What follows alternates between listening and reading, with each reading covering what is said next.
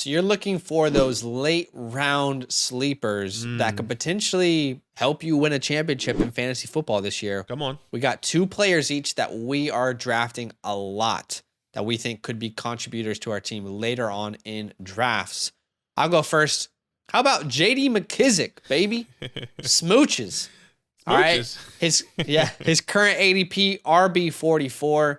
My ranking RB41. Okay. So it's not as if I have him as my RB20 or anything, but I think he's good value at his current ADP. In our last 2 mock drafts, he was a 12th round pick. Players going around him: Khalil Herbert, Jacoby Myers, Raheem Mostert, Darrell Williams, Alexander Madison, Mike Gesicki. I think he could bring back really good value for you guys. Firstly, let's look at what he did last year in 2021. He was the RB37 on the year, RB32 in points per game. And keep in mind, he finished RB37, but he missed 6 games due to injury. And if we extrapolate his stats across the entire season, now please keep in mind when we say these kind of stats, when we talk about what he was on track to do, we are aware that other players would also benefit from playing an entire season. The point of this exercise is just to show you what he was on track to do, what his potential was, what his upside could have been. So if you extrapolate his stats last year across an entire season, he was on track to have 940 total yards, 66 receptions, and 6 total touchdowns. Okay. And 82 targets is what he was on track for as well. Right. Now, in fantasy points, he would have had 196 fantasy points if you extrapolate his stats, which would have put him at RB20. All right. If we look at targets last year specifically, he had 53 targets in just 11 games, averaged the 8th most targets amongst running backs per game. Okay. He had more targets per game than Aaron Jones, Chase Edmonds, Cordero Patterson, Saquon Barkley, Josh Jacobs, who had a big year, Dalvin, and Zeke. And I look at this offense. I know Brian Robinson has entered the scene, but I don't see JD McKissic's role changing. He was about to sign in Buffalo. You know, they obviously wanted someone who could be a pass catching specialist. They take James Cook instead. JD McKissic is back in Washington, and it makes sense for them to keep him in his same role. Brian Robinson doesn't negatively impact JD McKissic. Brian Robinson is 6'2", 225 pounds, not known to have great burst, not known to have good elusiveness or twitchiness, not known to have great pass catching attributes. He did catch a lot of balls his last year, 35 receptions, I believe. But I think that was more out of necessity. I think it's safe to say this was one of Alabama's weakest years at running back. And I'm a Washington fan here, talking about Brian Robinson, okay? Right. So it's not as if like I'm super biased here. But I really believe the reason Brian Robinson was brought in was because they needed more depth, and specifically for first and second down work. They really believe that they're a playoff team in Washington. They truly believe that, okay? And last year, Antonio Gibson, J.D. McKissic, those injuries left the team handcuffed and strapped and in a really bad spot at the running back position, okay? They had to start Jarrett Patterson, and as much as I like Jarrett Patterson, he's not really someone you want to give 20 touches to, and their identity late in the year was built around the run game. So B-Rob, to me, he's more depth at a position that they really did not feel comfortable with. With Gibson's injury history, McKissic's injury history, they wanted another big body guy that can handle workload. He can be the guy in the trenches. However, I don't think this impacts JD's role at all. He will still be the third down running back. Right. He'll still be in there on 2-minute drills. You're not putting Brian Robinson on 2-minute drills, no disrespect, over JD McKissic. Right. If they need to come from behind in games, it'll probably be JD there. Again, all these situations, I think it can be Gibson, but they've never made it Gibson. And why? I don't know, but I think JD McKissic's role is going to be the same. He's going to be safe. And if this is someone who gets, let's say, 4 targets, he almost had 5 targets a game last year. If you get somewhere near that, you're talking about a guy that you can flex. You're talking about a guy that you can potentially put as your RB3 if you have 3 RB rosters, RB2 potentially, and has the upside each week to get you 10 to 15 points. Not that he will do it consistently, but he has that upside. So JD is a guy that I think is constantly being underlooked. And I think if you look at his year last year, it was quite impressive. Carson Wentz is known, to kind of give his running back some love. So right. I think he's a good pick. Yeah, it's definitely interesting. We got to wait and see. This backfield is confusing to me. I don't know. I don't know what to think. I don't know what to believe. I don't know. But sure, JD, he did. I mean, the numbers are there. The numbers are there. So we got to wait and see. Do you feel nervous about JD's role? Do you think Brian Robinson's going to eat into his role? I think it's a possibility. Okay. What does that look like? The thing is, I think it's a possibility, but I have nothing to back it. That's just a gut feeling of mine. Yeah. But I get where you're coming from, but I just don't know what to say to back that. But I'm just I'm just shaky about the running back. I understand the shakiness. Yeah. I just don't like. Why would Brian Robinson be on third downs?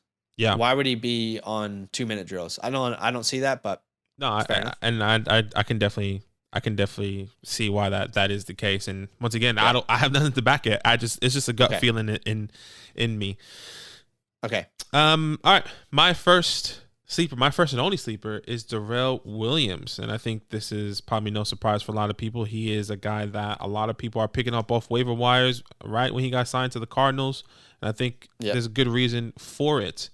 Current ADP RB 57 in my rankings, actually 52. So I actually have him up there. Yeah. Players going around him. Kenneth Gainwell, Denver Duvernay, at least in our last mock drafts, by the way. Kenneth Gainwell, Denver Duvernay, Van Jefferson, Tyler Algier, James Robinson, Jamal Williams, and Marlon Mack. These are guys that I'm hesitant on drafting, but Darrell is going there with the high upside, in my opinion.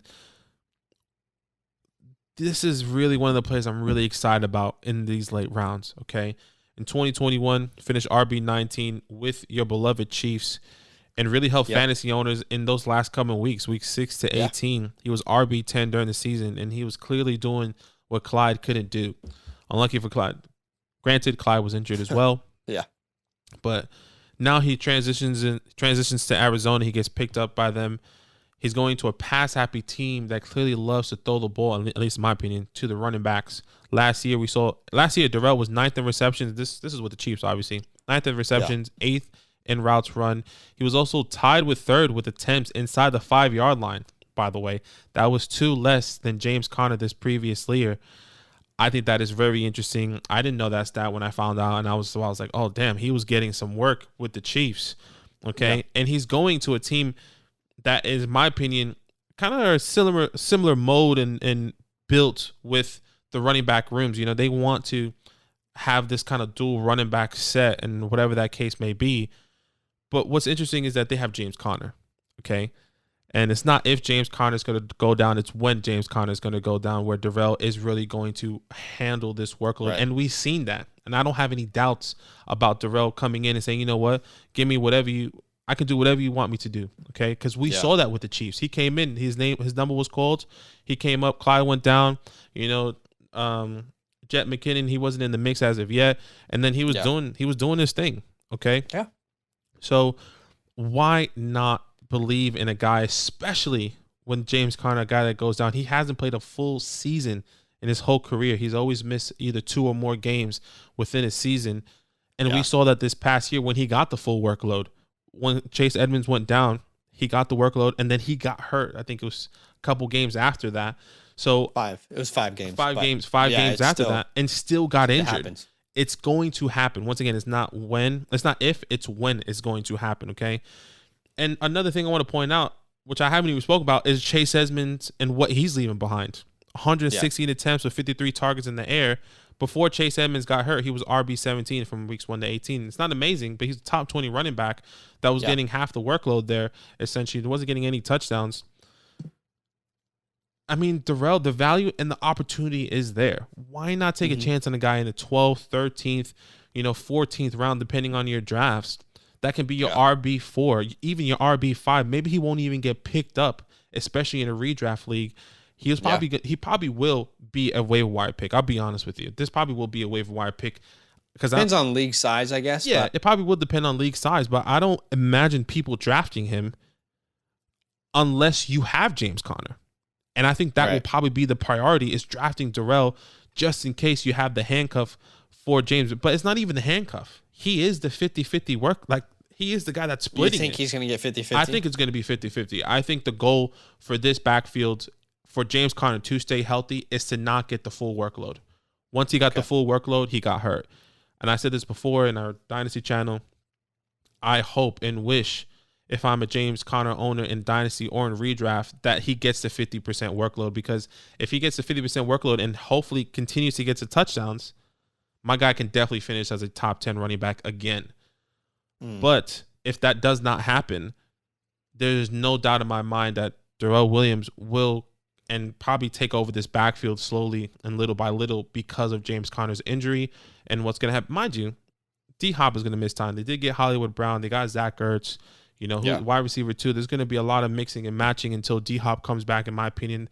So there's so much more opportunity for someone like a Darrell Williams to come into this offense. So I'm really excited to get him. I think he's going to end up being drafted, personally. I think people will draft him with one of their last picks. I think it'll be worth it. Mm-hmm. I think he's a really, really good handcuff. I think he'll have a role. I don't know if I'm there with the 50-50. I more see it like a 70-30. 70-30, but I think it's going to be worth something. It's going to be worth something. And what you said is true. Like, it's not if, it's when James Conner gets injured. Yeah. So, and we've seen him step in really well. So, all right, those are sleepers that we love. Why don't you comment down below? Let us know a sleeper that you like in fantasy football this year. Yo, what's good? Thanks for watching. We got a lot more videos. A lot more. If you want more videos, watch it. You can also subscribe right now if you want to. You need to. And lastly, don't forget that you can sign up to support the show and get exclusive content by going to patreon.com/FantasyLand fam.